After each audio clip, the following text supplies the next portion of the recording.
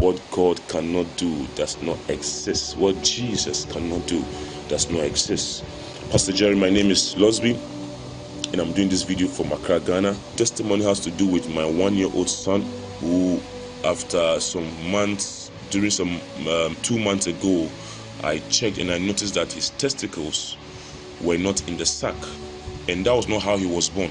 The testicles were missing from his sack. And then I decided to read about it, and it had a name. They called it Undescended Testicles. And when it happens like that, the child has to undergo surgery to release the testicles back into the sack. And so I decided that I was not going to take him to the hospital. I was not going to undergo any surgery.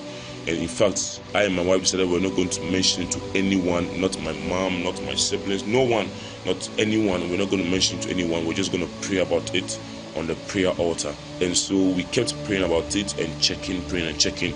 After about a month, that was in December, one morning I took him, I was just going to bath him, and I noticed that his testicles had descended and were back in the sack and were intact, and everything was fine.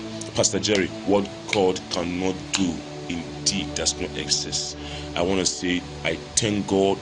I'm so grateful for what the Lord has done, and I thank you, Pastor Jerry, and your team, your pastors, and every member of Nsppd, and those in the church premises who keep saying amen, amen, and amen to all the prayers that have been said.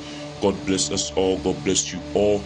Pastor Jerry, let the grace upon your head continue to increase. Let the oil in your life continue to increase. May the Lord bless you and keep you. What God indeed cannot do does not exist.